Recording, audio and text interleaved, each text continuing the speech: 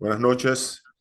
Eh, para mí es un honor nuevamente estar aquí en nuestro espacio de conversaciones de medicina física y el honor además de tener al doctor Mauro Busardo, amigo, colega, y con el que hemos compartido algunos espacios virtuales tanto desde el Centro Médico Docente de la Trinidad como de la Sociedad de Medicina Física y Rehabilitación. Bienvenido Mauro nuevamente a nuestro espacio y gracias por apoyarnos. Y hoy vamos a hablar sobre un tema súper importante y que no deja de ser controversial, porque hablar de ejercicio físico pareciera que todo el mundo tiene una opinión sobre el ejercicio físico. ¿Qué tipo de ejercicio físico es mejor? ¿Cómo lo debo recomendar? El cardiólogo dice que debes caminar 1 hora, luego viene otro que te dice que debes hacer ejercicio de resistencia porque eso es lo que ayuda para mejorar la matriz ósea. Y bueno, te da la opinión del entrenador, que debes hacer tantas series o debes hacer tantas repeticiones. Luego tienen los entrenadores en carreras que te dicen que debes hacer una actividad u otra para mejorar los tiempos. Y entramos con una especie de donde todo el mundo tiene opinión, donde todo el mundo tiene su experticia y experiencia. Pero como hemos discutido muchas veces, el ejercicio físico desde el punto de vista terapéutico debería tener una serie de variables desde un punto de vista basado en la evidencia, basado, y no solamente en lo anecdótico y en la experiencia individualizada de cada profesional. Para eso que buscamos las mesas de trabajo, las mesas de consenso y de disenso, donde cada una de las partes de una manera integral pueda manifestar o pueda poner sobre la mesa de trabajo lo que dice la evidencia, hacia dónde va, y muchas veces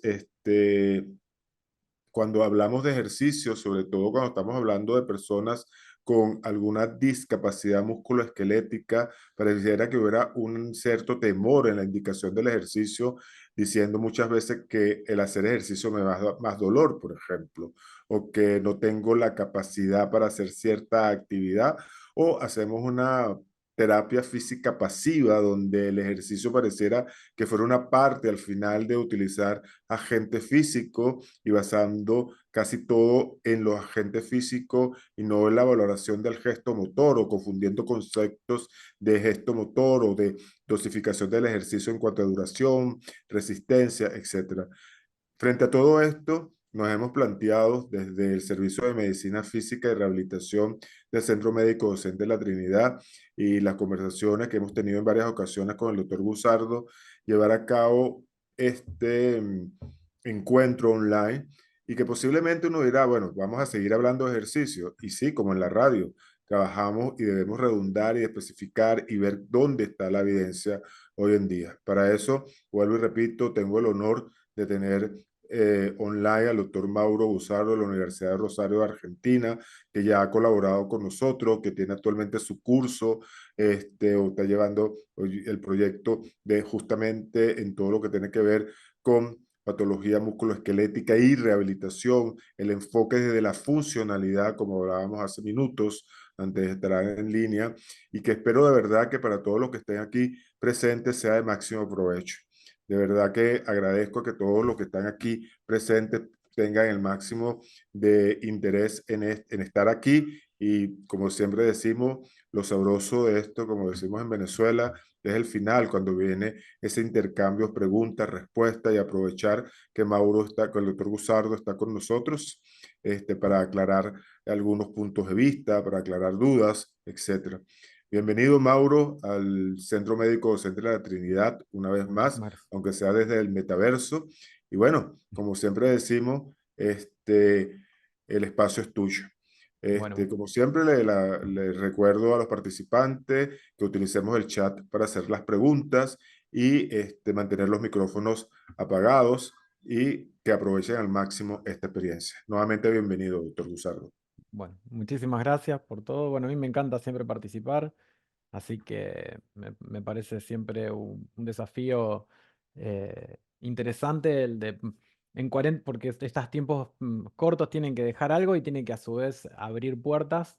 Entonces siempre trato de elegir de las charlas, que yo tengo charlas sobre sobre estos temas muchísimo más largas, elijo aquellas aquellos disparadores que pienso que pueden dejar un concepto y abrir una pregunta. Me parece que siempre es lo mejor cuando podemos hacer eso. Y desde el punto de vista pedagógico siempre me parece interesante hacernos algunas preguntas que sean de la cotidianidad, porque me parece que la búsqueda de la evidencia, cuando uno no tiene primero los conocimientos básicos de lo que se trata la materia que está buscando evidencia, la evidencia a veces lejos de ayudarnos, nos confunde porque no tenemos las herramientas para ver cómo se construyó esa evidencia. Esto pasa muchísimo en otras ramas que nosotros también somos de alguna manera muy estudiosos de esas ramas, como por ejemplo pasa en medicina regenerativa, donde muchas veces me encuentro con profesionales que dicen, bueno, no, pero la medicina regenerativa tiene tal o tal evidencia, y yo le digo, ¿cómo hicieron ese estudio? ¿Cómo hicieron? ¿Qué técnica utilizaron? Y ahí, bueno, nada, y la verdad es que no, la verdad que no lo sé. Bueno, entonces, para poder ver la evidencia, para poder realmente ser crítico, porque la evidencia no es eh, digamos, uno de los testamentos divinos que vienen a decirnos cómo son las cosas, sino que son cosas que hasta sabemos muy bien que cambian permanentemente. Para poder leer críticamente la evidencia, primero hay que construir un razonamiento crítico, un sentido común, un glosario de definiciones y términos que a nosotros nos permiten ubicarnos para ver esos estudios. Entonces, mi objetivo en esta charla es ir a básicamente cosas muy sencillas, simples de entender, pero que de alguna manera van a sentar las bases y los fundamentos para que después podamos ir a ver qué es lo que dicen los trabajos con cierto grado de pericia en lo que estemos mirando. Primera cuestión, me parece que, digamos, como una primera pregunta es, antes de empezar a hacer ejercicios, ¿qué deberíamos saber? Y esto lo pienso también nosotros mismos, la población, o cuando viene un paciente y te dice, bueno, ¿qué? Quiero empezar a hacer actividad física, quiero hacer ejercicio. Bueno, la primera cuestión es que hay una progresión de cosas que a veces no tenemos claro, que, que muchas veces se confunde, que se utilizan como una terminología común y no es lo mismo. Entonces yo les voy a dar una escalera de conceptos que uno trabaja sobre el otro, digamos, y que de alguna manera son la base para poder entender de qué estamos hablando en cada uno de las prescripciones que podemos hacer, o los consejos o prescripciones, y vamos a ver cuándo es un consejo y cuándo una prescripción de lo que es moverse, ¿no? Actividad física, porque es una de las cosas que muchas veces se habla, es cualquier movimiento corporal generado activamente por el sistema musculoesquelético. Es decir, si yo me muevo, genero un gasto energético utilizando energía muscular, digamos, energía ATP a partir de glucosa aeróbica, anaeróbica, lo que ustedes quieran, y eso es ya actividad física. Hay determinados tipos de trabajos que requieren más actividad física que otras. Por ejemplo, las personas que trabajan caminando porque venden seguros o porque trabajan, digamos, en la construcción, tienen muchísima más actividad física que una persona que trabaja en una oficina. Pero la actividad física es simplemente cualquier movimiento. Entonces, digo esto de que, bueno, yo hago actividad física, bueno, la actividad física no es ni siquiera una prescripción, ni siquiera es una condición que ocurre durante el movimiento, y aquellas, digamos, tareas en las cuales yo me mueva más, va a tener más actividad física que otras. ¿Es preventivo de la salud? Y la verdad es que es mejor tener, digamos, una rutina con mayor actividad física, que sería un poco lo contrario del sedentarismo, ¿no? Uno es sedentario, no es sedentario, dependiendo de la actividad física que hace, pero en realidad no es nada, no se puede medir la actividad física porque realmente no tiene un objetivo más que la finalidad de lo que yo quiero hacer, ¿no? O sea, si yo estoy caminando para ir al supermercado y vuelvo, y el supermercado me queda lejos, hice más actividad física, pero el objetivo no fue ni tiene que ver con el sistema musculoesquelético, sino que el objetivo era llegar a un determinado lugar.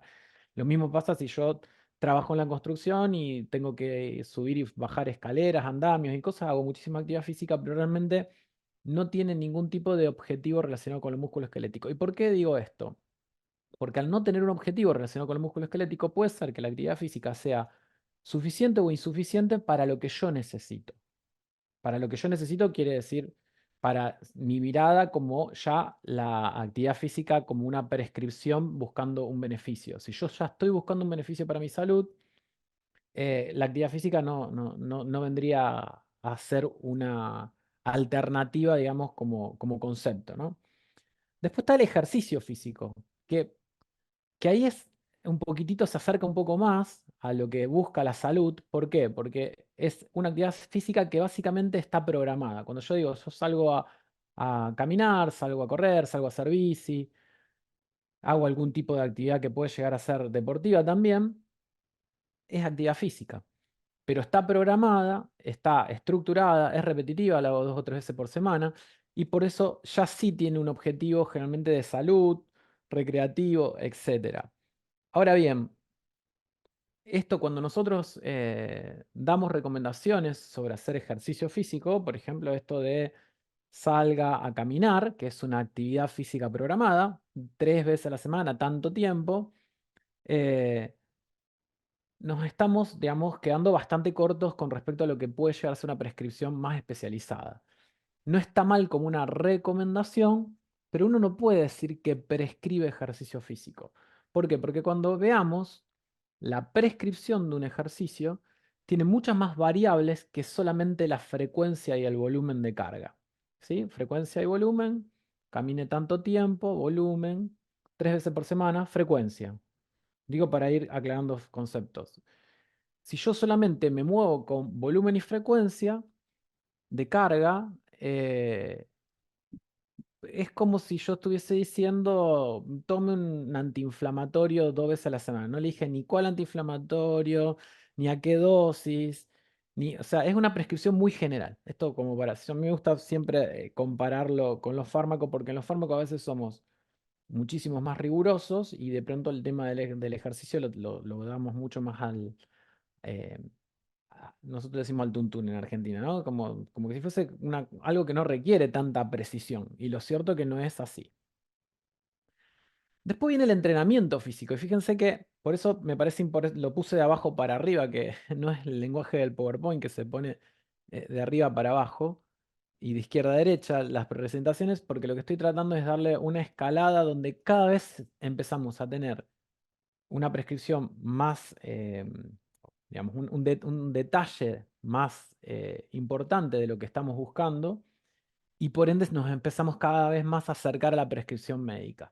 ¿Sí? De la actividad física, que no es nada, no se puede ni siquiera prescribir la actividad física, al ejercicio físico puede ser una recomendación, al entrenamiento físico, que es un ejercicio que ya persigue como objetivo el aumento del desarrollo de una capacidad motora y que por ende, además de la frecuencia programada y estructurada que tiene el ejercicio físico, tiene otros requisitos como especificidad, suficiencia y progresión, que ya la vamos a ver, pero básicamente cuando uno hace un entrenamiento, busca mejorar la performance en una capacidad motora dada. Uno puede hacer un entrenamiento en fuerza, un entrenamiento en resistencia, uno puede hacer un entrenamiento en movilidad porque quiere ganar flexibilidad, porque quiere hacer, por ejemplo, un arte marcial y entonces necesita elongar mucho los isquiosurales para poder hacer determinado tipo de gesto del deporte.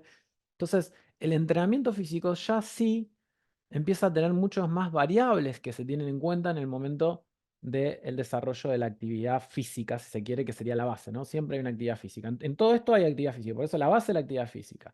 Pero si ya la actividad física la arreglo en frecuencia y volumen, tengo el ejercicio. Pero si además persigo ganancias en funcionales específicas, entro en el entrenamiento. Y si ese entrenamiento lo hago sobre un área deficitaria, sobre una capacidad motora que está deficitaria por una patología, entro en el ejercicio terapéutico. O sea que el ejercicio terapéutico es un tipo de entrenamiento específico, donde estamos tratando de entrenar una capacidad que se ha caído. No estamos tratando de ganar fuerza porque querramos mejorar la fuerza para un entrenamiento deportivo, porque quiero mejorar el salto, entonces le hago hacer fortalecimiento de glúteo y de cuádriceps. Estamos tratando de mejorar la fuerza porque hubo una alteración periférica o central que le produjo una debilidad al paciente. Entonces ahí el entrenamiento vuelve a tener todas las mismas cuestiones porque un entrenamiento, estoy tratando de ganar una capacidad motora específica, voy a tener que hacer reglas de especificidad, suficiencia y progresión, volumen, frecuencia, todo eso lo voy a tener que regular para ganar fuerza, pero estoy tratando de ganar fuerza porque hay un déficit. Como hay un déficit, como está en el área de la patología, es una prescripción médica. Y de hecho, la línea entre el entrenamiento físico y el ejercicio terapéutico es la línea entre la recomendación que puede dar cualquier profesional, incluso, digamos, profesional, le digo porque muchas veces está en manos de profesionales de entrenamiento, de entrenadores físicos, profesores de educación física, y cuando entramos en el ejercicio terapéutico nos vamos sí o sí al área de la parte médica y kinesiológica. Ejecución kinésica, ¿sí? De licenciados en kinesiología y fisiatría, fisioterapeutas, kinesiólogos, como le llaman en cada uno de los países, como digamos, como la persona que va a estar a cargo del programa y a cargo de la prescripción y la supervisión y los objetivos y las progresiones de ese programa, conjuntamente el médico. Entonces, bueno, esto me parece que es como la primera cosa que te empieza a ordenar de qué estamos hablando, ¿no? Porque estos conceptos muchas veces están todos mezclados unos con otros. La otra cuestión es que entonces, de esto se aprende que cuando nosotros entramos en un programa de ejercicios, y sobre todo si es un ejercicio terapéutico y hay un entrenamiento específico, el objetivo condiciona el tipo de ejercicio. Y esto de sí, yo hago ejercicio porque me dijeron que bajo de peso y entonces hago yoga, ¿vio? Que pasa tantas veces, ¿no? Que uno lo ve y dice, pero vos sabés que los ejercicios de yoga tienen sobre todo, depende del tipo de ejercicio, pero puede ser que los ejercicios que vos haces en yoga sean mejor para flexibilidad que para descenso de peso. O sea, quizás la actividad que vos estás haciendo no es una actividad que mejore lo que vos estás buscando como condición a optimizar. Entonces, esto pasa muchas veces y a veces lamentablemente pasa incluso en prescripciones de supuestamente ejercicios terapéuticos, donde uno ve un problema determinado en el paciente, lo manda a hacer rehabilitación y dentro de la parte de rehabilitación le hacen hacer ejercicios súper generales de movilidad, movilidad pasiva. Pero ¿y esto qué tiene que ver con lo que yo estoy buscando? Un paciente que tiene inestabilidad medial de cadera y tendría que estar haciendo ejercicios de estabilidad con una determinada progresión, de cuadripedia, bipedestación, superficie inestable, y lo tienen haciendo cuadricera, que no tiene nada que ver porque un ejercicio analítico de fuerza en cadena cinética abierta cuando él tiene un problema en cadena cinética cerrada de estabilidad. Entonces, esto, digo, lo estoy llevando ahora a la prescripción más importante, pero a veces pasa en la recomendación clásica del ejercicio donde uno está simplemente con los pacientes y le pregunta qué está haciendo y el paciente te dice cuál es el objetivo y qué ejercicio hace y no hay una buena correlación. Entonces, bueno, saber que si uno está haciendo ejercicio de zona media, puede ser digamos, puede ser un ejercicio evidentemente general, de estabilización, no hay duda. Cuando vemos ejercicios isométricos, estamos en ejercicios que apuntan a la estabilización, la isometría tiene que ver con la estabilización. Y este tipo de ejercicios pueden ser, bueno, quizás uno de estos ejercicios puede estar dentro de un programa de estabilización lumopélvica de un paciente con dolor lumbar. Pero si es un paciente que quiere mejorar un síndrome metabólico, digamos que así como para el síndrome metabólico esto no le va a servir, ¿no? Quizás para el síndrome metabólico le venga mejor hacer un determinado ejercicio aeróbico, a una determinada carga para poder justamente utilizar el metabolismo aeróbico de los ácidos grasos. Y bueno, para eso va a tener una determinada regla de progresión, una determinada regla de carga, una determinada regla de volumen. Y quizás este paciente que quiera hacer esto, sí tenga que hacer algún ejercicio de zona media como complemento, porque para poder correr bien, necesita primero estabilizar su columna porque a lo mejor corre y le da dolor lumbar, que es otra cuestión, pero sí tener que saber que si el objetivo, por ejemplo, es el descenso de peso o estoy en un tratamiento de un paciente que tiene alguna alteración cardiorrespiratoria, probablemente el ejercicio cardiorrespiratorio sea mejor, así como el ejercicio de flexibilidad puede ser un complemento tanto de los ejercicios de estabilidad como de aeróbicos, o puede ser el centro de mi prescripción en un paciente que, por ejemplo, post-yeso tiene una restricción del rango de rodilla y quedó con una rodilla en flexión. Entonces ahí quizás la prescripción importante es la ganancia de movilidad o de flexibilidad y el ejercicio está orientado específicamente a eso y algunos complementos pueden llegar a ser movilidad general o ejercicio de estabilidad. Lo mismo pasa con los ejercicios de fuerza. Entonces, hay muchos errores en respecto a este tipo de cosas, en donde el paciente hace abdominales para bajar la panza, pero la panza la tiene por el síndrome metabólico, que va a mejorar más con ejercicio aeróbico que con abdominales, pero para poder empezar a hacer ejercicio aeróbico, en vez de hacer ejercicio de fortalecimiento de músculos abdominales, que además hoy sabemos que es mejor hacer ejercicio de estabilidad porque la región lumbopélvica requiere estabilización lumbar y no tanto una hipertrofia de los músculos recto anteriores del abdomen, que servirá para la parte estética, pero no va a servir para la parte funcional. De hecho, no son los principales músculos los rectos anteriores. Pero bueno, a lo mejor este paciente tiene que estar haciendo un programa que contemple capacidades motoras diferentes entrenadas de formas combinadas, y la combinación de estos ingredientes van a tener que ver con el objetivo central y los objetivos en relación a lo que yo vi en mi examen físico, ¿sí? Entonces yo de pronto, bueno, el paciente quiere mejorar su lumbalgia, ¿sí? Entonces quizás vayamos a los ejercicios de estabilización, pero tiene un sobrepeso que no le viene bien para su lumbalgia, con lo cual vamos a hacer algo aeróbico. Y en el examen físico tiene bastante limitación del rango articular, con lo cual va a hacer ejercicio de movilidad articular o de flexibilidad.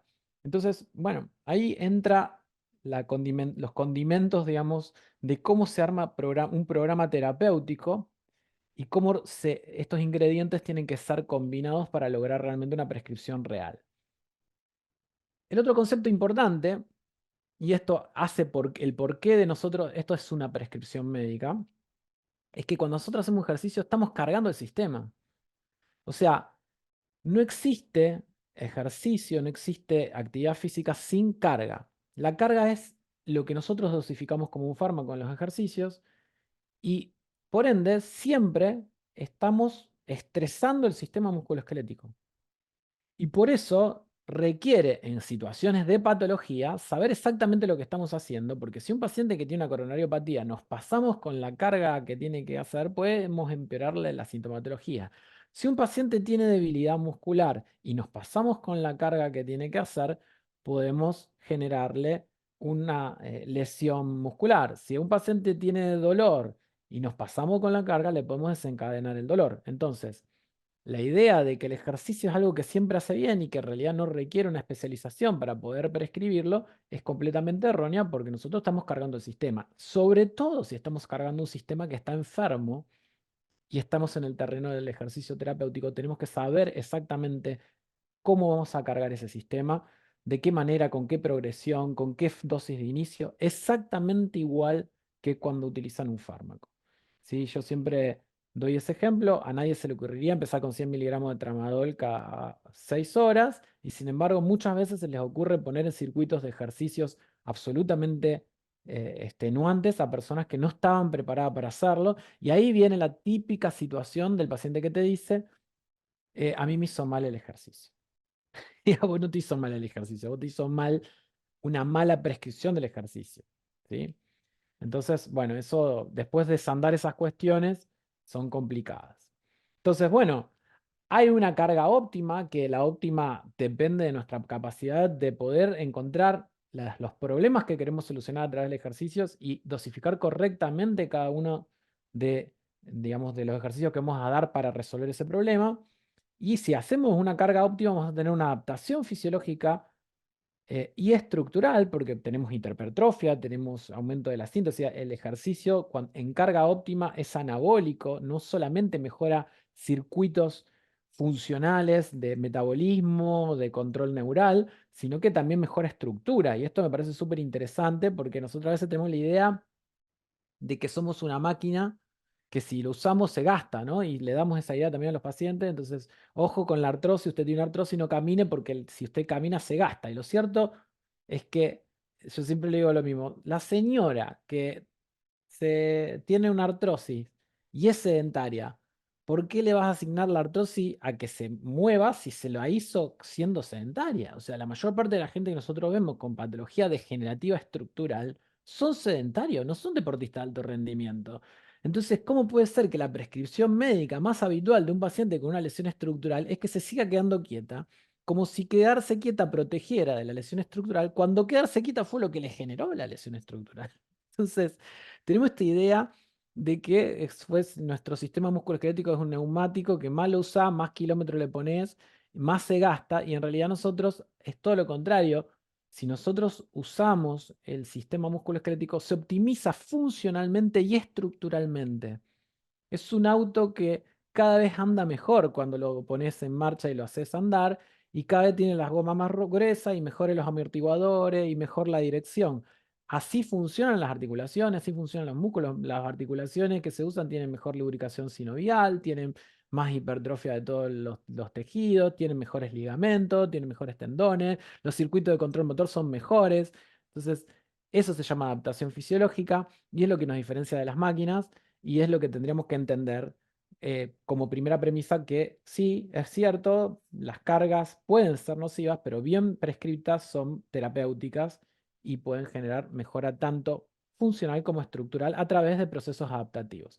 Y también saber que si la carga es subóptima o supraóptima, y en las dos veo errores permanentes, sobrecargas, es decir, cargas que son demasiado para el paciente, o no, este paciente, uy, como tiene mucho dolor, le estamos haciendo hacer con una cuadricera, para fortalecimiento de la habilidad del cuádriceps, con una cuadricera de 1 kilo. Y yo decía, pero si sale caminando y tiene que, para cuando se tiene que atar los cordones y volverse a poner de pie, está levantando su peso y pesa 80. ¿Por qué te parece que podés mejorar el cuádriceps con 5 kilos de cuadricera en gimnasio? Lo estás haciendo perder el tiempo. Es un paciente que está claudicando con su peso. O sea, la base es su peso. El cuádriceps tiene que levantar su peso en cadena cinética cerrada.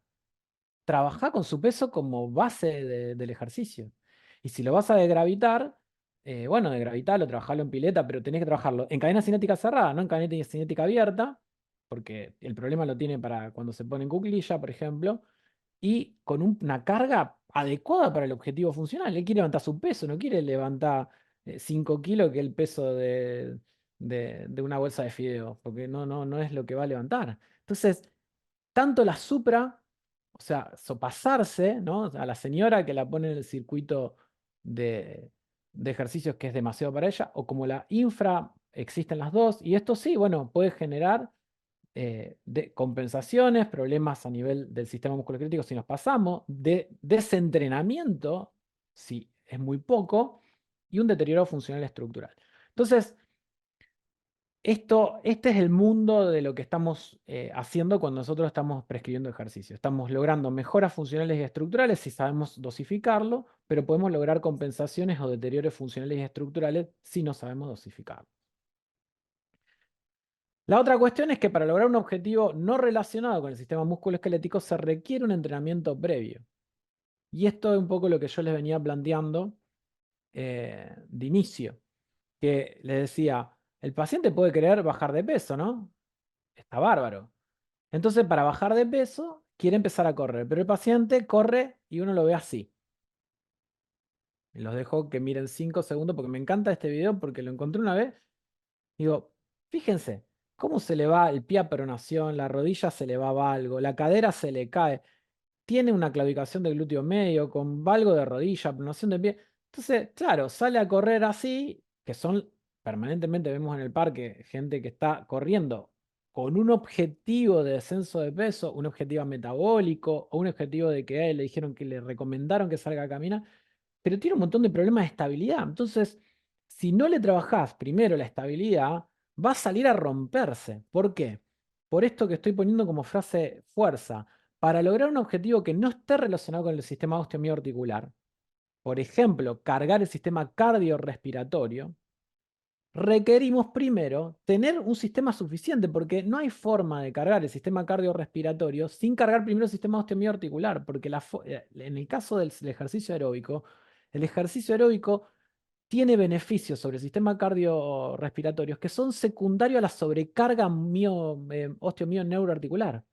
Primero sobrecargo el sistema osteomio neuroarticular con un tipo de carga específica, que es la carga de resistencia, y eso me estresa el sistema respiratorio y cardíaco. Entonces, tengo que estresar el sistema osteomio neuroarticular, que es SOMNA por las dudas, aquellos que no conozcan la sigla. Yo tengo que estresar el sistema osteomio neuroarticular para estresar secundariamente el cardiorrespiratorio. Entonces, si yo no tengo una suficiencia del osteomio neuroarticular, me puede claudicar el osteomio articular sin que yo llegue al cardio respiratorio. Entonces el paciente te dice, no me llego a agitar porque me empieza a doler la rodilla, no puedo caminar a la velocidad que me pidieron.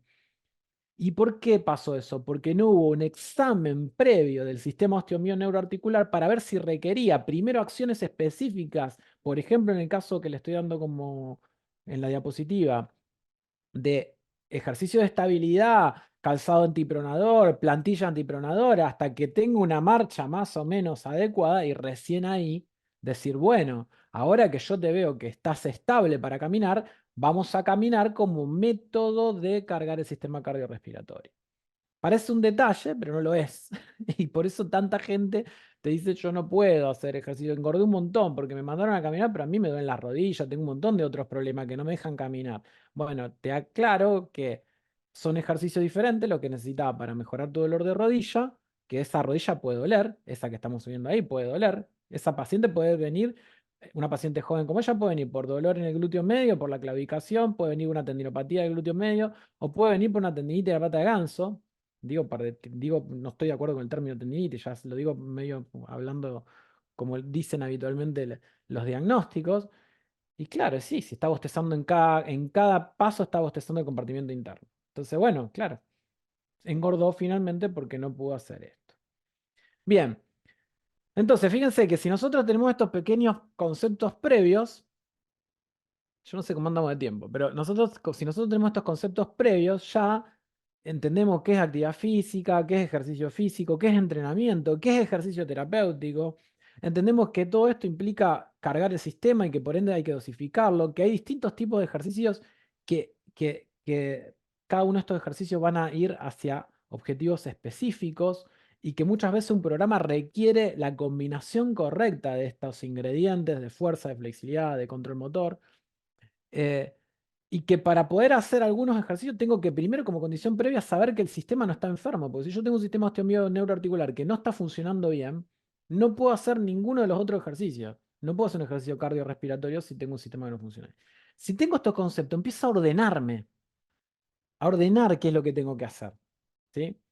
Entonces, ¿qué deberíamos evaluar antes de prescribir ejercicio? Voy a ir muy rápido en esto porque quiero llegar a la dosificación. Llevamos unos 20, 25 minutos, pero igualmente quiero ordenarme. Eh, entonces, nosotros tenemos que hacer una evaluación funcional. Y de todas las que se pueden hacer, porque se pueden hacer por cada una de las regiones del cuerpo que nosotros vamos a estresar con un ejercicio, yo les voy a dar una regla general y les voy a dar algunas reglas de la marcha, porque como finalmente caminar es uno de los ejercicios más típicos que se dan, me parece que mínimamente en eso tenemos que tener cierto grado de precaución. Entonces, las secuencias prácticas, es decir, cualquier engrama motor, cualquier secuencia de movimientos se puede analizar de dos maneras, una manera global y una manera analítica. Y los ejercicios también se pueden hacer de esta manera, porque uno puede dar ejercicios de hombro específicamente o de toda una cadena de movimiento del miembro superior que involucren al hombro, ¿sí? Entonces, y de la misma manera uno puede ver si levanta el brazo completo, que es una movilidad global, o puede hacer una cosa analítica con el codo flexionado para ver solamente la movilidad. O puedes ver solamente la rotación interna o externa del hombro, o puedes hacer un gesto como tocarse atrás, que implica rotación externa, más abducción, más extensión, etc. Entonces, uno puede hacer movimientos globales o analíticos, y los exámenes físicos también se pueden hacer de esta manera. Dentro de lo global, que es lo más importante, porque por eso empezaron a hablar de ejercicios funcionales, porque estamos abonando a favor de movimientos globales, lo más interesante es sin duda hacer un mínimo análisis de la marcha. ¿Por qué el análisis de la marcha? Porque casi primero que todo, en la percepción de discapacidad, la marcha está por arriba de todo. Si vos no podés caminar, te sentís realmente discapacitado. Entonces, esa es una de las razones, porque en la rehabilitación musculoesquelética, rehabilitar la marcha es una prioridad funcional, porque está en todas las actividades de la vida diaria, entonces es de las más discapacitantes si no se la puede hacer de forma correcta, y porque para otro tipo de ejercicios que tienen beneficio y que se prescriben muy frecuentemente, como el ejercicio cardiorrespiratorio, la marcha está a la cabeza, por lo cual, sea para la patología musculoesquelética que discapacita la marcha, o sea para el ejercicio aeróbico con el objetivo de una cuestión más metabólica o de ejercicio general, la marcha siempre está en el centro de nuestro análisis. Y que saber que la marcha funciona o no funciona bien, para nosotros tiene que ser una prioridad. En ese sentido, yo siempre comparo las secuencias prácticas con una serie de fotogramas, que los fotogramas, para los que saben algo de video, son las fotitos que ponen una atrás del otro que hacen que den la idea del video. El video son una serie de fotos eh, que se ponen una al lado de la otra, que son digamos, lo que se llama fotograma. Los 24 es lo más común, lo que vemos en la mayor parte de las películas, tienen en un segundo 24 fotitos que te dan esa secuencia que vos ves como un movimiento. En la marcha hay varios partes del ciclo de la marcha, el choque del talón, el pie plano sobre el suelo, la fase intermedia, despegue de talón, fase de aceleración, intermedia de balanceo, desaceleración, choque de talón. Pero más allá de eso, ¿cuál es la parte más importante donde hay más claudicaciones? En la fase portante, siempre los principales problemas de la marcha son en la fase portante, porque la pierna que se queda sosteniendo la que queda en el aire es siempre la que está más estresada desde el punto de vista muscular, y sobre todo la fase intermedia, que es donde veíamos recién en la carrera que se caía la pelvis. Entonces, una cuestión es hacer caminar a los pacientes, ver que no tenga tambaleos del tronco, que no tenga que la rodilla se va para valgo para varo para ver lo que son fenómenos de alineación, que el pie no se prone o se supina, lo cual se acompaña muchas veces, la supinación y la pronación del pie, con el varo y el valgo de la rodilla, por supuesto. Que no haya balanceo pélvico, que no tenga digamos, esa marcha ondulante de las caderas, que son lo que se traduce después en maniobras como Trendelenburg en las maniobras analíticas, que no haya balanceos del tronco exagerado. A veces vemos marchas donde el paciente cabecea hacia un lado. Todo eso está marcando que hay problemas, todos se pueden analizar, todo es muy interesante, pero por supuesto ahora lo que estaríamos haciendo es una especie de screening: marcha normal o no normal. Después, qué es lo que es anormal es un poco más complejo y no da para la charla, pero ver esto. Y en forma general, la marcha entonces tiene una flexoextensión, una parte en cadena cinética cerrada, otra en cadena cinética abierta. Las fallas principales pueden ser siempre durante la marcha, que vos veas que algo no lo hace, es lo que sería lo que yo decía cuantitativo, hay una parte que no la hace, o cualitativo, hay algo que lo hace diferente como lo tendría que hacer. O sea, ven que no balancea un brazo, ven que no extiende la rodilla o que no flexiona la rodilla del todo, está omitiendo algo que tendría que ocurrir, o hay algo que lo hace, pero no es normal, apoya y le tambalea la rodilla para adentro. Bueno, no es que no lo hace, pero lo hace como alterado. Entonces, uno tiene que más o menos tener una idea de cómo es la secuencia normal de la marcha, verla y decir, esto lo está, digamos, veo que lo está haciendo normal o no. Veo que está faltando algo cuantitativo, veo que algo no lo está haciendo como debería ser cualitativo. Y después, si uno lo sabe, puede seguir el examen, y si uno no sabe, puede llamar a alguien que sepa, pero por lo menos no mandar a caminar a un paciente que tiene algo que ya no te gustó en la marcha. No mandar a caminar a los pacientes sin mirar cómo camina, porque es una cosa de loco. Yo más de una vez porque el doctor me dijo que vaya que haga caminar. ¿Cuánto le dijo? 3 veces, si puedo todos los días, pero como mínimo 3 veces por semana, 1 hora. ¿Y te vio caminar? No. ¿Y te dijo qué calzado usar? No. ¿Y te dijo si tenés que hacer un ejercicio previo? No. Entonces, vos decís, pero ¿por qué? O sea, no es una prescripción eso, es un disparo de una idea de cargar un sistema sin mirar si funciona bien. No lo puede poner a caminar sin mirarlo como camina. Es algo básico. Entonces, miremos la marcha. Y respecto a lo analítico, bueno, yo les digo siempre que si ustedes miran cómo flexiona su cadera, la marcha tiene flexión y extensión de cadera, ¿sí? Tiene flexión y extensión de rodilla. O sea, la marcha es sobre todo en el componente de movimiento de la marcha, se da sobre el plano sagital, ¿sí? ¿Sí? Entonces, con una estabilidad del plano coronal. O sea, la marcha caminás sin muchos tambaleos. Todos los tambaleos, todo lo que sea en el plano coronal, que es este plano así, todos los que sean movimientos así, en la marcha no son los más normales. Lo normal es que la marcha aceleres para adelante, es decir, todos los movimientos estén en el plano sagital, con estabilización del plano coronal, si se quiere. Entonces, mirar cómo se agacha un paciente también es indicativo. Si ustedes ven, por ejemplo, un paciente, esto muy sencillo, ¿no? Una paciente dice, baje, porque esto también lo hace muchas veces, ¿no? A ver, baje, tóquese la punta de los pies. La miran caminar, ¿no? Ahora la hacen agachar. Y ven un paciente que hace este gesto. Bueno, si hace este gesto, quiere decir que tiene la cadera que no la puede mover. Todo lo que está bajando con lumbares. No saca cola. La cola no se va para atrás. La cadera está rígida o la cadera tiene una alteración de la estabilidad que no le permite la movilidad. Entonces, Este sería normal, se mueve la cadera, se mueve la lumbar, acá se mueve la lumbar, la cadera queda clavada, y acá todo saca cola, pero la ven recta, quiere decir que no se mueve la lumbar, se está moviendo toda la cadera.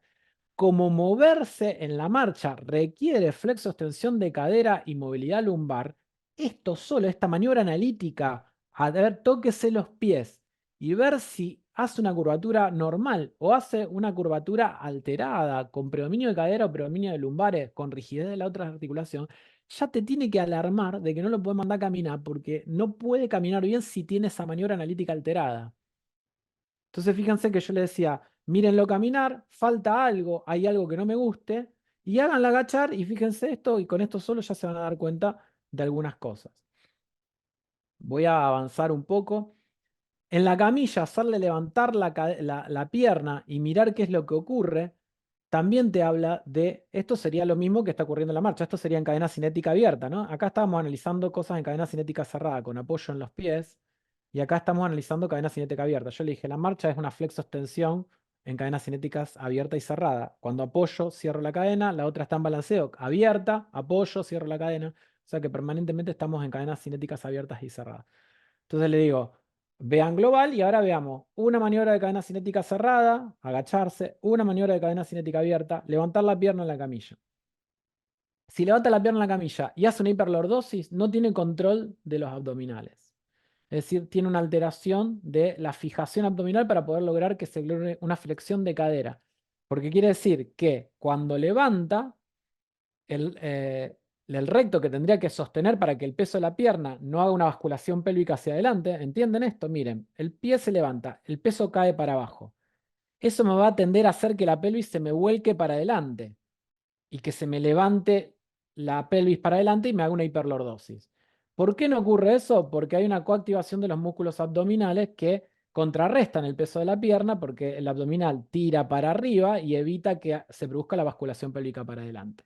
Entonces un paciente que levanta una pierna y hace una hiperlordosis no tiene ese control abdominal, con lo cual va a tener problemas durante la marcha porque la marcha requiere una flexión de cadera con estabilización lumbar y abdominal. Entonces, fíjense que le estoy dando dos cuestiones muy sencillas, dos maniobras, ¿sí? Que obviamente mucho más se puede hacer, pero como para darle, miren la marcha, falta algo, hay algo que no me gusta cómo se hace, lo hago agachar, me fijo si se mueven cadera y lumbares, le hago levantar una pierna, y esto yo, fue una decisión que tuve que tomar de todas las maniobras como para darle algo que me parece que esto es lo que va a pasar cuando quiera levantar la pierna y no tenga control de los abdominales. Se levanta, entonces ustedes ponen la mano abajo, si ven que cuando levanta la pierna en una flexión de cadera con el miembro de extensión se le produce, se despega las lumbares, hay un problema, hay una falla de control motor. Bien, entonces sabiendo estas cosas básicas de evaluación, fíjense que le di flexión de cadera en cadena cinética abierta, flexión de cadera en cadena cinética cerrada como maniobras de evaluación analítica. Y global le dije, miren la marcha, sobre todo miren estabilidad en el plano coronal y progresión en el plano sagital, que se haya todas las flexiones de extensiones y que no haya tambaleos, ¿sí? Entonces, con esas dos cosas, digo, lo hacen caminar, lo acuestan en la camilla, le hacen levantar la pierna y se fijan si hace hiperlordosis, lo hacen agachar y se fijan lo de la cadera. Ya tienen una idea de si, che, este es para mandar a caminar o me parece que no, que mejor lo mire a alguien previamente para ver si no tiene que hacer algunos ejercicios antes de decirle esa recomendación tan hermosa de vaya a caminar 3 veces por semana 30 minutos. Entonces, una vez que nosotros sepamos un poco de todas estas cosas, obviamente la última pregunta, ¿cómo deberíamos entonces prescribir un programa de ejercicios? Y bueno, si bien todos los trabajos científicos, y cuando empiecen a ver, van a ver esto muy seguido, de que todos dicen, bueno, hay que hacer ejercicio porque mejora el dolor musculoesquelético, porque mejora todo. Realmente, ahora que estamos charlando, muchos se van a dar cuenta que no sabemos el ABC de la prescripción de un ejercicio. El ABC no entendemos. Y que muchas veces creemos que estamos prescribiendo algo terapéutico porque le decimos haga pilates, yoga, natación aquagym o algún tipo de ejercicio por el estilo. Y yo siempre digo, si vos te da lo mismo que haga yoga, pilates, natación aquagym o cualquier ejercicio de estilo, es que básicamente no tenés la más pálida idea de cuál es lo que estás buscando, porque son todas cosas tan diferentes. El yoga, que tiene predominio de flexibilidad, El Pilates, que estás súper estabilizado por la camilla en general y que podrías estar haciendo a lo mejor ejercicio de fuerza, algo de estabilidad. La natación, que estás desgravitado, que trabajás con compresión del agua, con lo cual hay toda una cuestión de restricción, te hace tener un patrón restrictivo respiratorio, con lo cual refuerza mucho el sistema cardiorrespiratorio. El aquagym, entonces, a ver, esto no tiene ningún tipo de especificidad. Entonces, no puede ser nunca digamos, no puede ser nunca una prescripción médica esto, este tipo de mensaje que es tan típico de encontrar. La famosa FKT, otra cuestión que muchas veces se hace a la ligera, fisioquinesioterapia, haga fisioquinesioterapia. La verdad es que es lo mismo que decirle, yo siempre doy este ejemplo, tómese algún fármaco. A usted se le ocurriría poner la receta, porque además ponen FKT en la receta, ¿no? 10 sesiones de fisioquinesioterapia. Entonces usted le pondrían, viene un paciente con angina, entonces le pone, tómese un fármaco y lo manda a la farmacia. Después viene otro con dolor de cabeza, tómese un fármaco y lo manda a la farmacia. Y viene otro con una osteomielitis. Tómese un fármaco y lo manda a la farmacia. ¿Se le ocurriría hacer eso? Bueno, ¿y por qué se le ocurre que un paciente viene con lumbalgia? Otro viene con un problema de tobillo por un esguince. Otro viene a todos le ponemos FKT. Es lo mismo, o sea, realmente no hay una prescripción. Simplemente lo que estamos es autorizando un ingreso a un servicio. Y esto, yo he tenido a veces problemas con los kinesiólogos cuando digo esto, porque el kinesiólogo me dice, pero mándamelo con FKT que yo sé lo que tiene que hacer. Pero yo no estoy hablando de que sepas vos no o lo que tenés que hacer vos. Estoy hablando de que no es una prescripción médica poner FKT. FKT puede ser una autorización para una obra social, para una prepaga, donde vos le estás autorizando el ingreso al servicio. Pero la prescripción médica tiene que tener la responsabilidad de la prescripción, porque yo les voy a decir una cosa a todos los médicos que prescriben FKT. Si al paciente le va mal, ustedes son los responsables legales de lo que ocurre ahí, porque ustedes prescribieron la terapia. Entonces, si el paciente en el medio del FKT hace un infarto, porque se pasaron con la carga del FKT, el que responde es el médico legalmente. Es una prescripción médica, igual que si vos le das un opioide y el paciente muere de una depresión respiratoria. Responde vos por eso.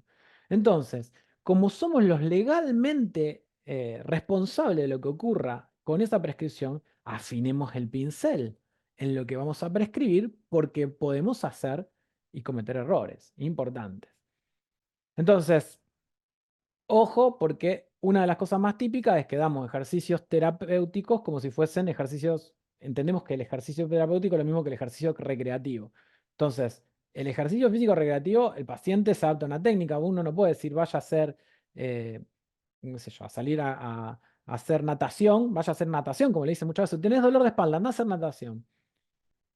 Y, y después, si le duele el hombro, además de la espalda, la natación puede empeorarlo, porque bueno, hay una técnica de crawl para el que le duele el hombro y hay una técnica de crawl para el que le duele tiene dolor lumbar. La técnica es la técnica, vos te adaptás a la técnica en el ejercicio recreativo. En el ejercicio terapéutico, la técnica de ejercicio se adapta a la patología, con lo cual el ejercicio se adapta a vos, no vos al ejercicio.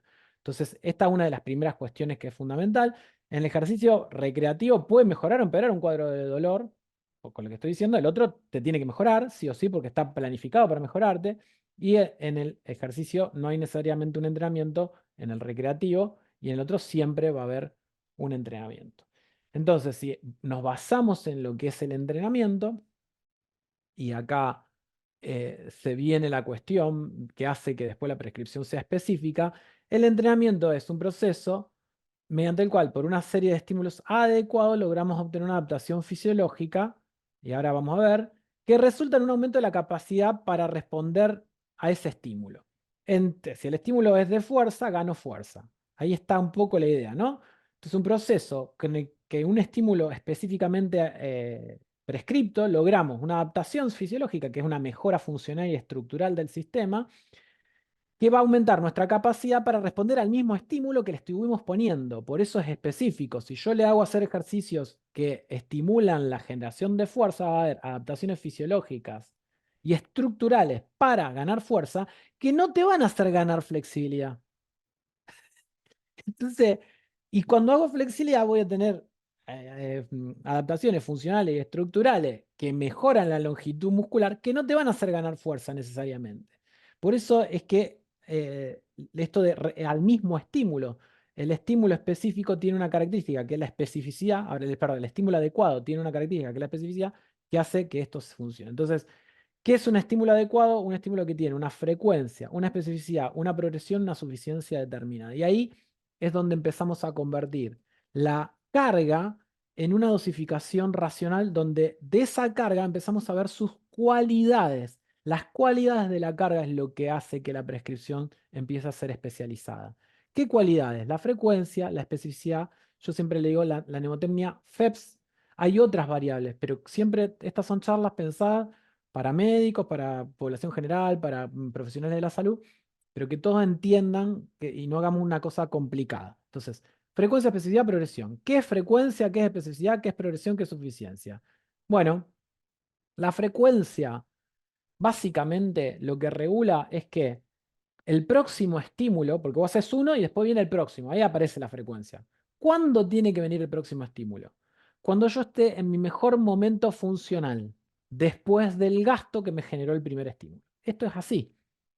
Porque si yo, por ejemplo, como muestra acá en un ejercicio de fuerza, hago una carga, primero logro una fatiga, después viene una recuperación y después viene una supercompensación. Es decir, al principio estoy con menos capacidad funcional que antes para soportar una carga.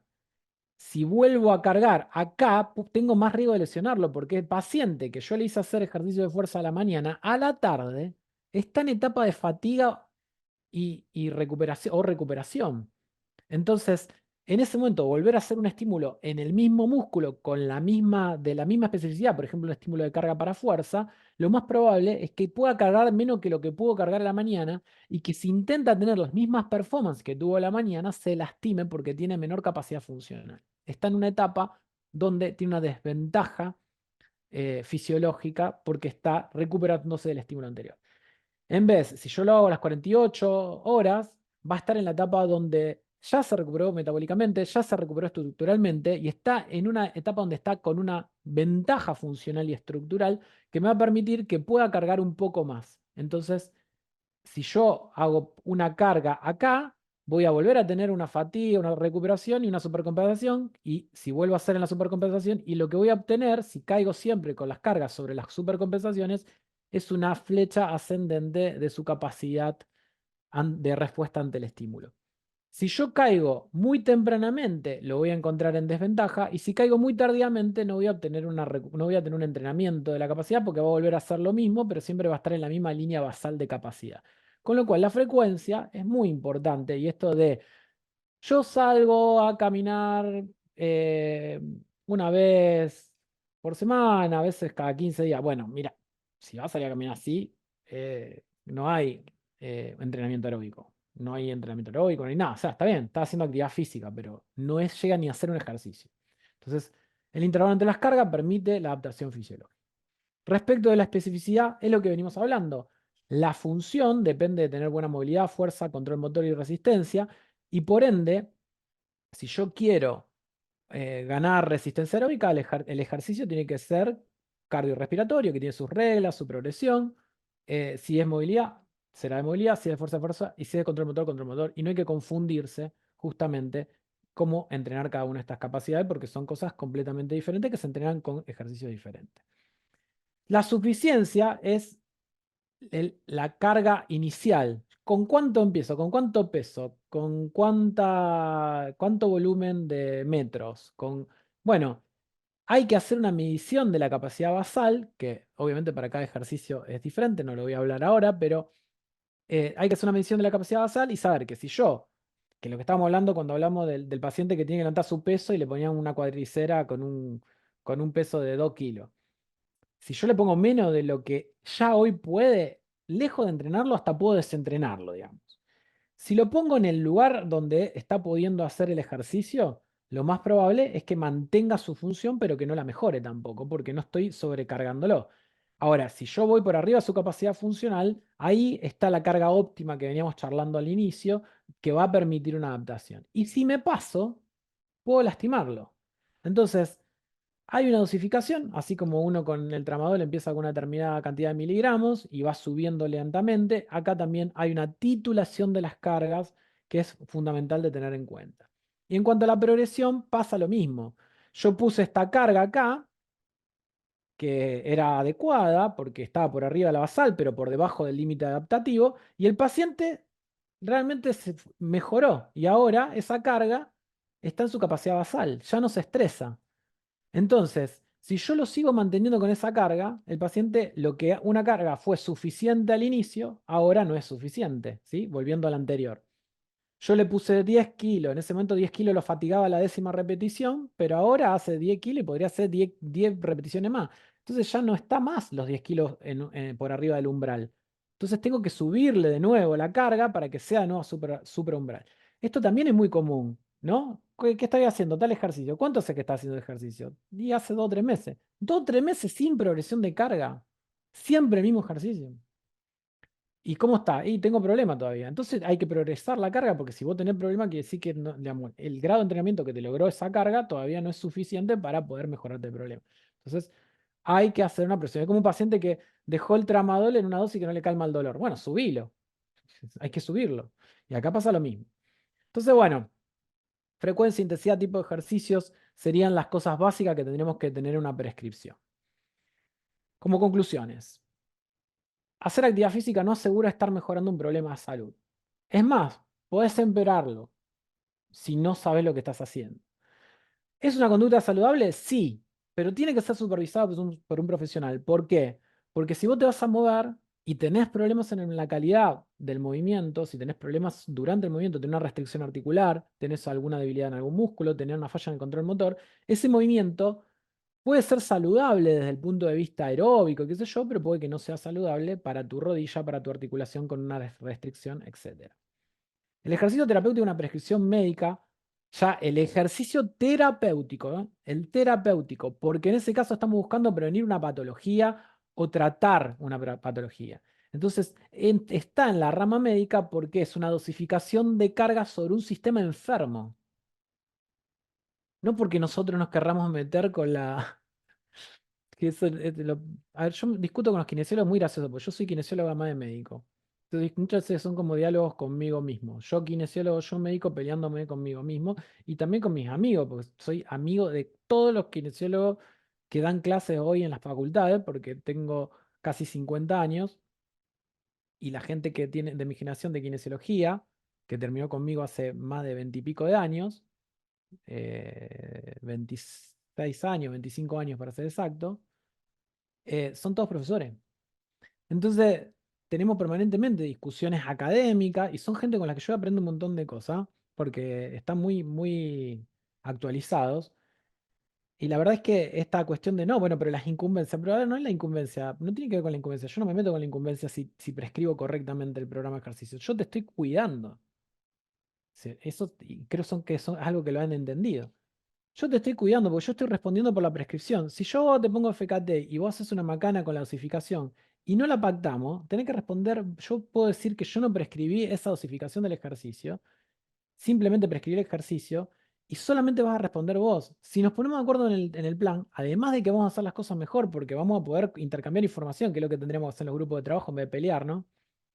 Eh, yo te voy a, digamos, los dos vamos a responder, vamos a hacer un mejor plan. Es probable que no nos equivoquemos, porque si los dos estudiamos para hacer la mejor prescripción, somos dos cabezas pensando.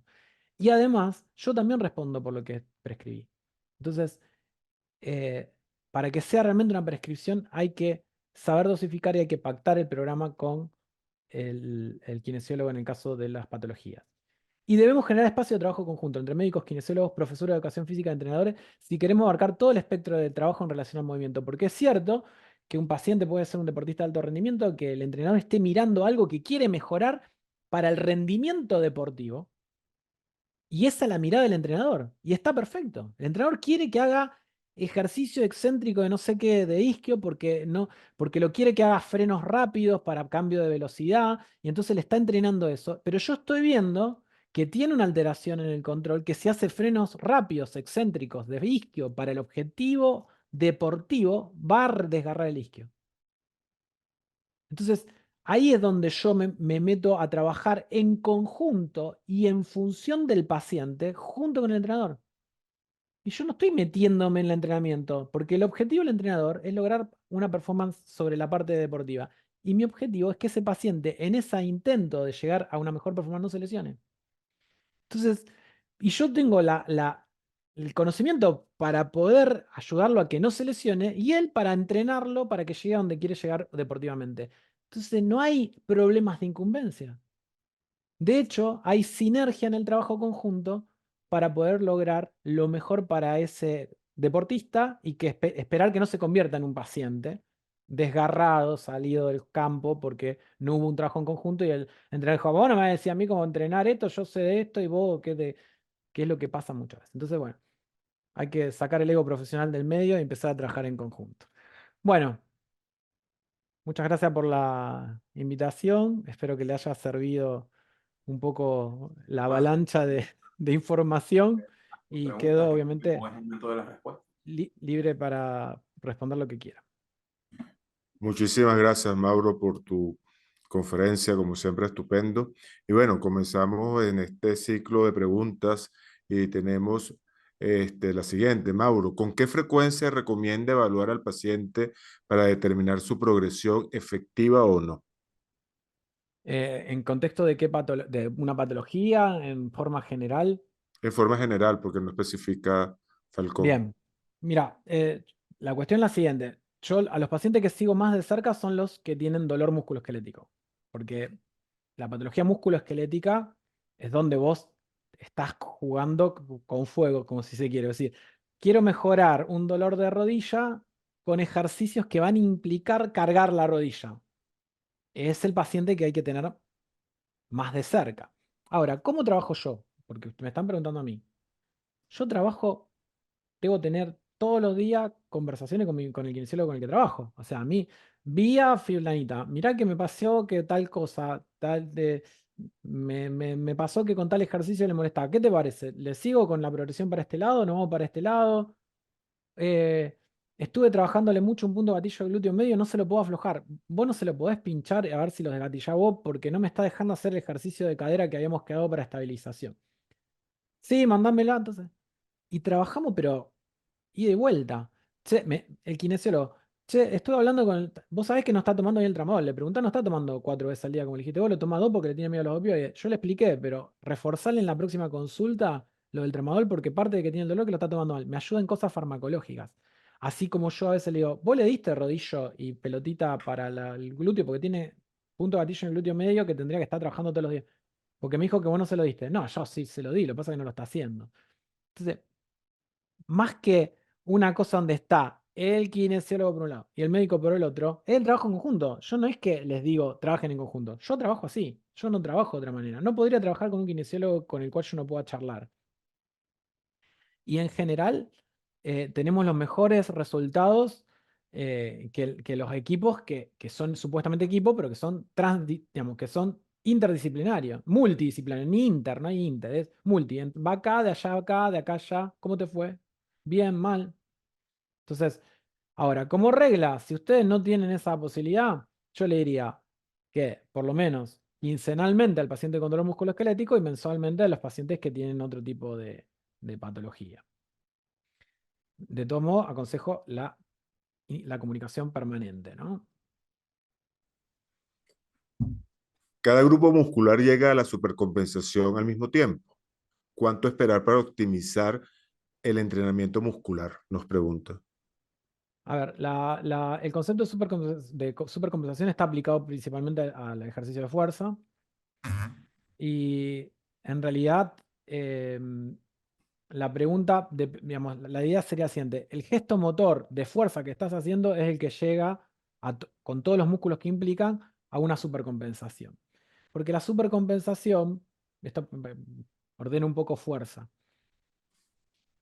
Hay distintos tipos de fuerza, pero digamos, los inicios de la ganancia de fuerza son neuromusculares. Es decir, uno no gana fuerza al principio por aumento del diámetro del músculo, o sea, por ganancia en volumen de miofibrilla, sino que inicialmente lo que predomina son los fenómenos de mejorar las coordinaciones intra e intermusculares. Por eso uno puede rápidamente ser más efectivo para levantar un peso, porque levantar un peso no implica solamente que el músculo sea fuerte, sino que todo es como si yo dijese, tengo 10 albañiles, ¿sí? Van a levantar una viga. Dicen, uno, dos, tres. Uno empieza a hacer fuerza, el otro después hace fuerza. ¿Cómo levantan la viga? Mal. ¿Sí?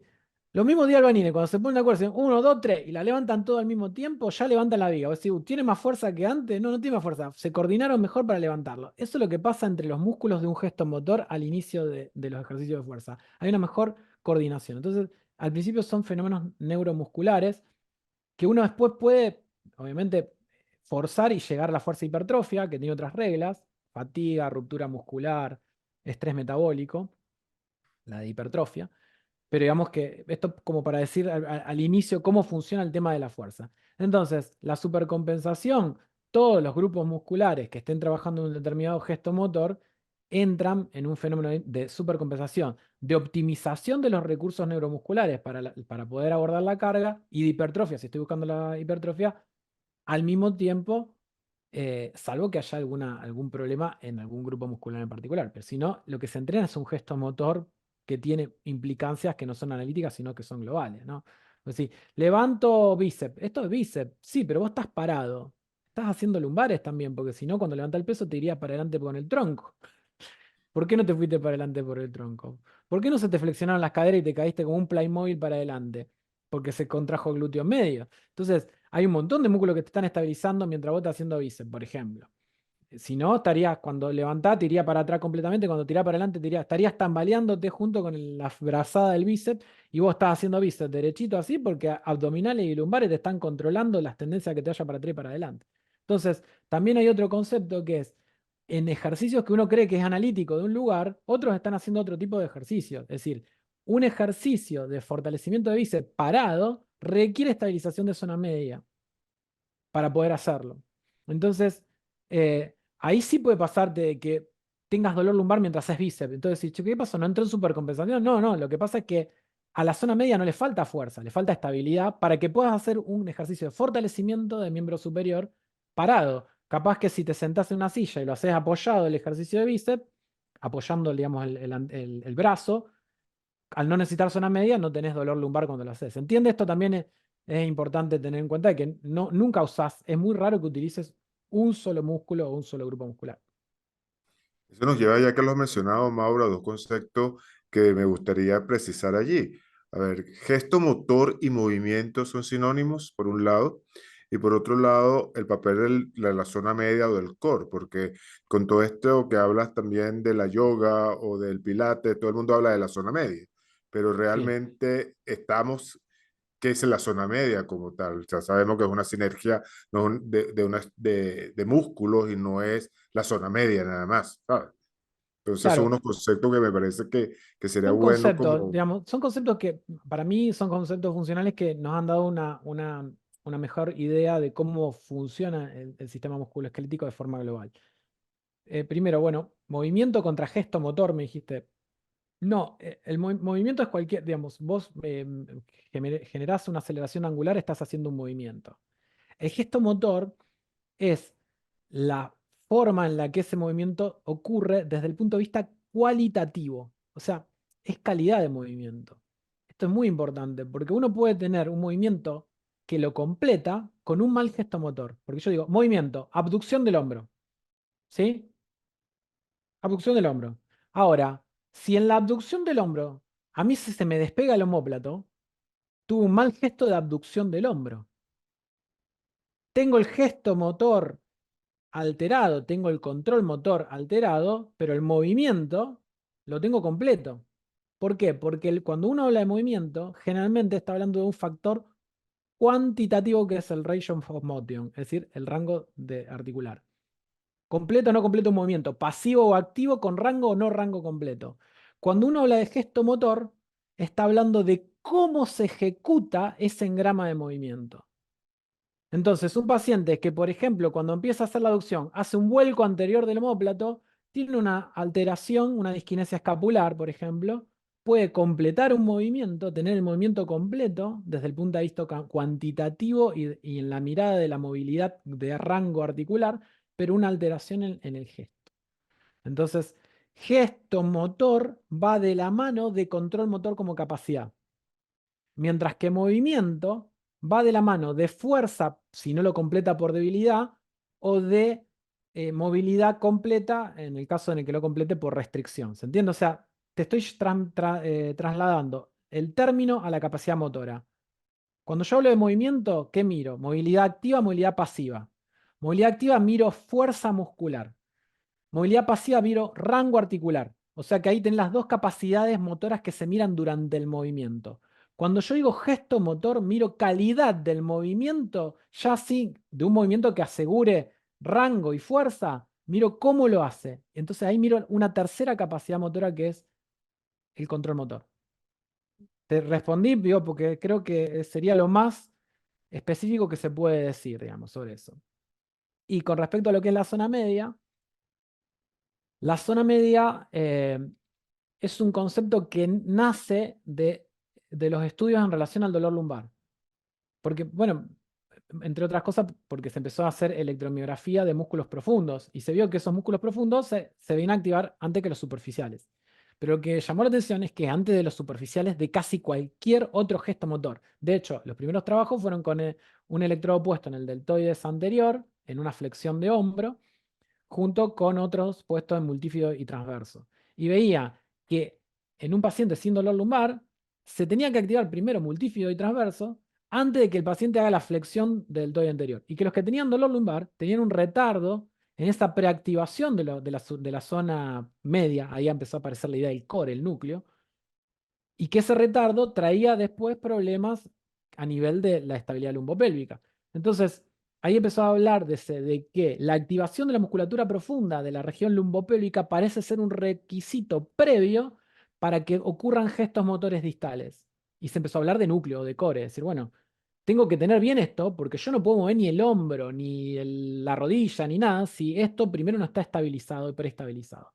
Entonces, es un concepto que tiene que ver con lo funcional, con el engrama motor, qué músculos profundos y de qué regiones se tienen que preactivar ante qué otros, y que tiene que ver después con las conexiones que hay entre esa zona media y todos los sistemas faciales hacia los miembros superiores, porque hay fascias como la toracolumbar que se conectan con las fascias que van para la parte de los músculos serratos y los hombros, y fascias que van para la parte de la fascia lata. Entonces, se sabe que además de ser un centro que neurofisiológicamente se tiene que preactivar, es un lugar que genera una pretensión mecánica sobre las estructuras distales. Con lo cual, esa preactivación de estos músculos, como el transverso y el multífido, no solamente estabilizan la región, sino que pretensan todas cadenas de movimientos que se van, cadenas musculares que trabajan también a nivel distal. Esto también está estudiado, ¿no? Así que bueno, es un concepto, si uno quiere, neuroanatómico, el de la zona media. Hay una preactivación de engrama y hay una pretensión en esa zona que tensa zonas distales y que facilita que los movimientos sean más estables en zonas distales. Estupenda explicación que uno trata de explicarle siempre a los pacientes, a las personas que hagan la consulta o que están en la terapia física, justamente eso que acabas de explicar bastante bien, es que esto motor, movimiento e importancia de la zona media. Por razones de tiempo vamos a hacer las dos últimas preguntas, Mauro.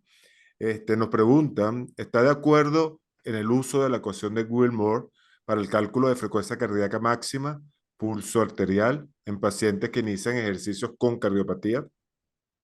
Mira, yo creo que cuando estás en el contexto de la cardiopatía, lo ideal es hacer una prueba de esfuerzo y moverse en METs.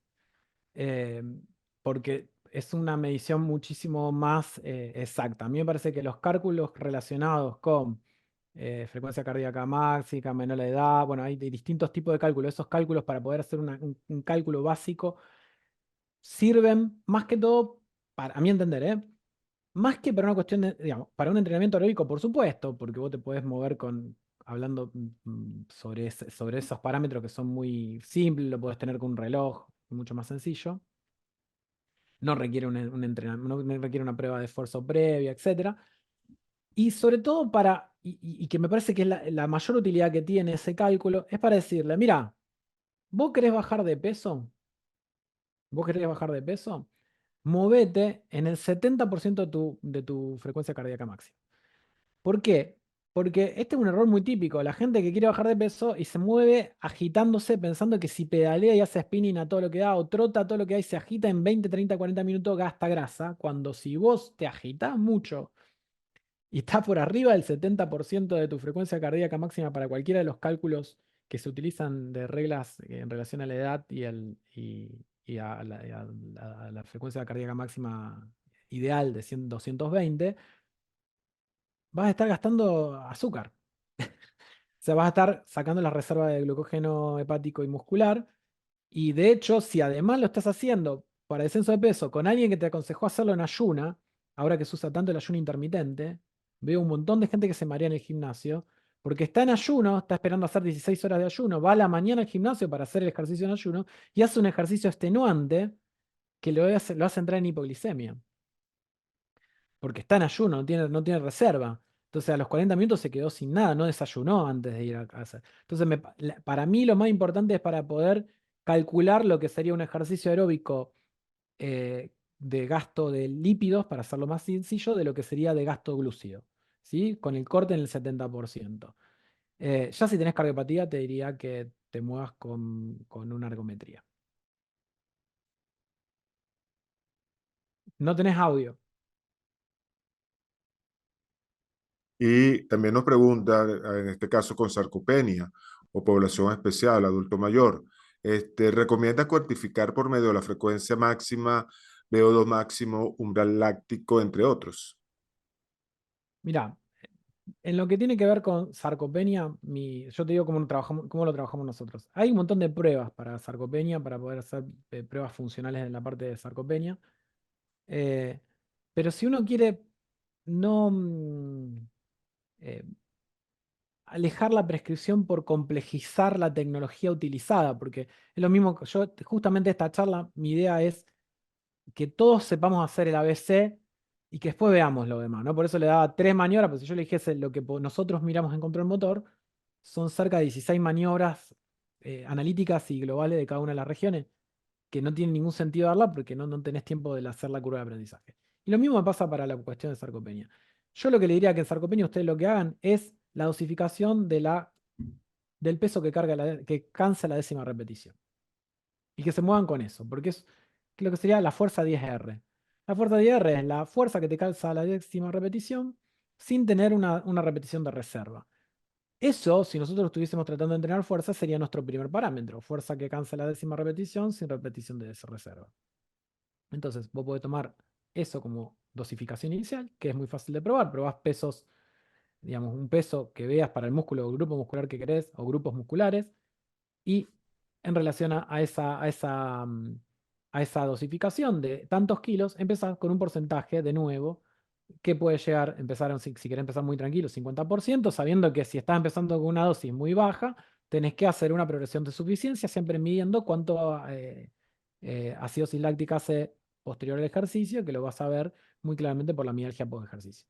Entonces, son parámetros clínicos que pueden servir, que son sencillos de utilizar, todos tienen una posibilidad de hacer cargas progresivas, ver cuánto se cansa, de hacer un cálculo, esto es el 100%, te cansó empezamos con el 50% de lo que te cansó la 10ª repetición, y como mínimo empezar con series de 4 series de 10, o 40, digamos que sería un volumen no tan alto, al 50%, y después con un objetivo de, si vas a buscar fuerza resistencia, vas a hacer mucha más cantidad de series, si vas a buscar fuerza hipertrofia, vas a hacer también más series, si buscas fuerza neuromuscular, que no tenés que fatigar, vas a hacer menos series, y cada uno tiene sus reglas, ¿no? Lo que es de estos 3 tipos de fuerza, que no vienen a la cuestión, pero en principio, si el paciente tiene sarcopenia, lo más importante que tenés que hacer es un ejercicio de fuerza de músculos de grupos articulares grandes, como puede ser sentadilla, músculos glúteos, cuádriceps, pectorales, dorsales.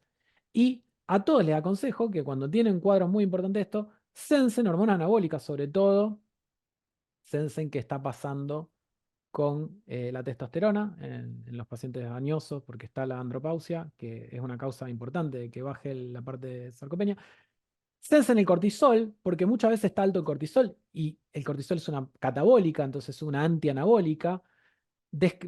Miren el descanso nocturno, porque el paciente que no descansa bien no levanta durante la noche la hormona del crecimiento y la testosterona, o sea, el descanso nocturno es una etapa de reparación. Entonces, miren que no tenga osteopenia agregada, porque la deficiencia de hueso y de músculos se encuentran relacionadas. Entonces, hay también trabajos que hablan de que mejorar la osteopenia mejora la sarcopenia.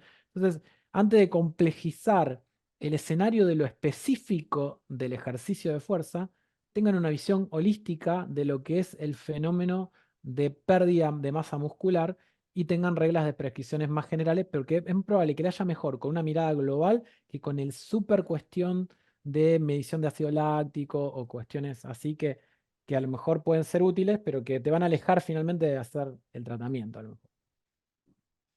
Yo sé que lo habéis repetido hasta varias veces, pero me gustaría como corolario, es frecuente que la mayoría de los pacientes siempre achacan que salen, que les duele mal hacer el ejercicio cuando están en terapia física o abandonan un programa de ejercicio porque dicen que la terapia física con el ejercicio los empeora. ¿Qué haces vos cuando un paciente viene con esa narrativa? ¿O cuál es tu sugerencia como corolario final de lo que estamos hablando? Que hay muchas otras preguntas que nos vienen al caso, pero se nos montaría el tiempo. Pero me gustaría utilizar este corolario, que es lo más frecuente que tú escuchas siempre en las salas de medicina Yo, física yo y el, siempre, y el aborto del programa por parte de los pacientes. hay dos errores que llevan a que un paciente tenga dolor durante el ejercicio. Y esto me parece que es importante saberlo, porque la mirada tiene que estar, el paciente no sabe lo que está haciendo lo que nosotros le dijimos. Entonces, si le va mal, los que tenemos que estar mirando qué estamos haciendo somos nosotros. Y hay dos errores que son frecuentes. Yo siempre digo, el tratamiento del dolor en un contexto del paciente con dolor musculoesquelético es el tratamiento más superficial. ¿Por qué? Porque el dolor es una alarma de que el tejido musculoesquelético está en estrés mecánico, que se puede lastimar o que se lastimó, ¿no? Lesión real o potencial, por definición, el dolor es lesión real o potencial. O sea que si te duele un músculo, te duele un tendón, te duele una articulación, esa articulación llegó a una situación de lesión real o potencial. La lesión real o potencial en el sistema musculoesquelético se relaciona con cuánto cargué ese sistema. Entonces, la relación entre cuánto lo cargo y cuánto puedo cargarlo. Si yo le aplico cargas al sistema superiores a la que el sistema puede manejar, sobrecargo el sistema, porque la sobrecarga tiene esas dos variables, cuánto cargo y cuánto puedo. No es una sola, ¿no? Sobrecarga es cuánto cargo, no, no. Sobrecarga es cuánto cargas y cuánto podés, porque yo puedo cargar mucho y poder mucho y no sobrecargarme. O puedo cargar muy poco y poder menos todavía y sobrecargarme. De hecho, hay gente que le duele estos motores que no son de mucha carga. Entonces, cuando yo sobrecargo el sistema, se activa el sistema nociceptivo. Entonces yo siempre digo, a ver, si ustedes tienen que corregir algo cuando hay dolor, corrijan la relación carga-disfunción, que digamos, cuanto mejor funcione el sistema y lo cargue bien, menos posibilidad voy a tener de dolor. Bien, hasta ahí vamos. Te digo, siempre es el tratamiento sintomático el más superficial. Pero siempre digo que es el primero que uno tiene que articular porque es el que te posibilita trabajar sobre los otros dos. Porque un paciente con dolor no te funciona bien en el gimnasio, tiene miedo al movimiento, tiene kinesofobia, le molesta que le aprieten los puntos gatillo, o sea, es que se le hagan la punción seca. Entonces, u- una de las fallas de que el paciente tenga dolor en el gimnasio es que nosotros no hayamos hecho un buen plan analgésico, que no sepamos, que no le hayamos dado correctamente un analgésico, digo, un opioide, lo que sea que ustedes utilicen, una estrategia analgésica para facilitar esa primera procesos adaptativos a donde vamos a sobrecargar un poco el sistema y puede tener molestia, y si es muy susceptible, está muy temeroso, puede llegar a tener dolor. Entonces, darle información, decirle, mira, no siempre que te duela, quiere decir que está mal, hay dolores musculares que tienen que ver porque hace mucho que no te mueves. Ahora, si te viniste por dolor en la rodilla y te duele la rodilla, yo voy a hablar con el kinesiólogo para que bajemos un poco las cargas y tomar este analgésico antes de ir para estar un poco con menos sensibilidad. Y por supuesto, la revisión. Che, dije, hay dos. Un mal tratamiento analgésico y la otra, una mala relación en tu evaluación funcional. ¿Qué podía hacer ese paciente y cuánto lo cargaste? Porque les vengo diciendo todo el tiempo suficiencia. Tenemos que hacer un estímulo que esté por arriba del umbral, pero que no lo lastime. Entonces, si yo le hice una carga, le hice hacer sentadilla con una carga X y el paciente empeoró el dolor de rodilla, lo primero que tengo que mirar es qué le hice. Más allá de que yo tengo un analgésico para tratar esa situación de crisis, que la tengo que tener, tengo que mirar qué le hice y tengo que decir, che, bajale el peso, bajale el grado de flexión, no empecemos a cadena cinética cerrada, degravitémoslo, no sé, vemos la forma, pero hay que hacer las correcciones. Si el paciente ve que vos estás atrás de eso, a mí no, en principio no me han dejado los planes de ejercicio. salvo algunos pacientes, ¿no? Siempre te pasa que tenés algún paciente, pero en general, si el paciente me dice, me dolió lo que me hizo tal kinesiólogo, yo voy a hablar con él. Quédate tranquilo, tomá este analgésico, la próxima vez hace las cosas así, yo voy a hablar con él. Y vas corrigiendo. Puede pasar, puede pasar. Así como puede pasar que vos hagas una buena progresión del tramadol y el paciente tenga síntomas. ¿Y vos qué le decís? Che, si está con náusea, quédate vomitando. Le decís, no, mirá, si te agarran las náuseas con el tramadol, tenés que liberarte a mano porque tenés en realidad. Si llegás a tener sensación de constipación, tenés este laxante. La mano que receta el opioide, receta el laxante y receta el antiemético. Vos estás previniendo la posibilidad, no lo dejás en banda, porque como dicen en Argentina, si le pasa algo al paciente. Entonces el paciente entiende que existe la posibilidad de que el ejercicio le produzca alguna molestia, pero hay un plan atrás y que vas a corregir las cosas, no es que lo va a mantener con ejercicio que produzcan dolor. Y ahí es donde, por eso yo digo que hay una gran parte de nuestra falla que es la comunicación entre los profesionales y la educación del paciente. Son dos puntos clave de la medicina que están fallando, ¿eh? ¿Qué le decimos al paciente? Que el paciente entienda en qué es lo que nosotros hacemos. No, pero ¿qué le voy a aplicar si el que sabe soy yo? Pero el que va a aplicarle sobre su rodilla, le duele, está asustado, piensa que le dijeron que se tiene que poner una prótesis, es la última ficha que va a gastar. No sabe si alguien le dijo que si se movía se le iba a romper más el cartílago y vos le estás diciendo que lo contrario a lo que le dijeron. Entonces, educalo, porque si el paciente no lo educa, va mal. Y segundo, habla con el otro. No, pero no te avisé yo, pero yo hace 3 semanas que no voy más porque el kinesiólogo me hizo hacer un ejercicio, me dio dolor. Pero como vos no te llevas bien con el kinesiólogo no te llamó para decirte no viene más, Pedrito, que me lo mandaste. Entonces, comunicación entre profesionales y educación del paciente van a hacer que muchas cosas de las que hoy no funcionan, funcionen, para mi entender. Buenísimo ese corolario, Mauro, porque al final educación, comunicación y participación e integración. Y al fin y al cabo eso es lo que vemos desde el punto de vista de medicina física y rehabilitación, esa integración para mejorar la calidad de vida, para mejorar la participación y la integración de la persona que va a nuestro servicio en busca justamente de mejorar calidad de vida. Oye, muchísimas gracias, Mauro, nuevamente. ¿Qué más te puedo decir? Ya te lo he dicho varias veces. Comprometerte con lo que hablábamos al principio, out the record, sobre medicina regenerativa y rehabilitación, que es nuestro próximo, no nuestro próximo, pero está en proyectos, digamos, porque el próximo es Salud 4.0 y rehabilitación, que es el que vamos a realizar en el mes de junio. En el mes de julio no sé si vamos a hacerlo porque nos caen elecciones en nuestro país. Así que ahí te estaré avisando como que era el mes que habíamos hablado, pero con las elecciones no sé cómo nos vamos a mover en el país. Entonces ahí estamos en una especie de banda, como decían en Argentina. Lo dejamos ahí en diáspora. Y bueno, de verdad invito a todos los que están aquí presentes a agradecerle primero la presencia de estar en esta hora y media con nosotros en este interesantísimo y que todavía hay muchas más preguntas, Mauro, pero bueno, el tiempo siempre es el que ordena, y nos da pie para futuros, contando con tu colaboración y apoyo. Los que Este, necesiten, los que quieran, para mí es un placer. Ya les dije, Tú sabes que estamos. yo siempre te ando molestando y fastidiando porque estemos, aunque sea en este paso virtual, que Perdón, bueno, perdón. tenemos 3 años ya en Esta vez ni él. siquiera es que vos me molestaste. Yo te dije, ¿cuándo vamos a hacer algo juntos? Y vos me dijiste, la semana Yo que sé viene. que, Dale, te dije. No fue así. O sea, ni siquiera no es que yo me ando escapando. Te dije, che, sí, yo vamos, vamos a sé. hacer algo. Es Así más, me que, da vergüenza a veces, ¿no? De decir, pero bueno, para eso son los amigos, como digo yo. Bueno, nada, buenísimo todo esto, de verdad, y espero que sigamos. Invitamos a todos los demás participantes para nuestro próximo webinar o encuentro virtual en el mes de junio. Y bueno, seguiremos en comunicación. Mil gracias, Mauro. Y no, por bueno, favor. Estamos en siempre. contacto. Vale, Saludos, venga, gracias a todos. buenísimo. Vale, Nos vemos en la de regenerativa entonces, en la nos vemos en regenerativa. regenerativa, Bien, exactamente. Un igualmente. abrazo. Hasta luego.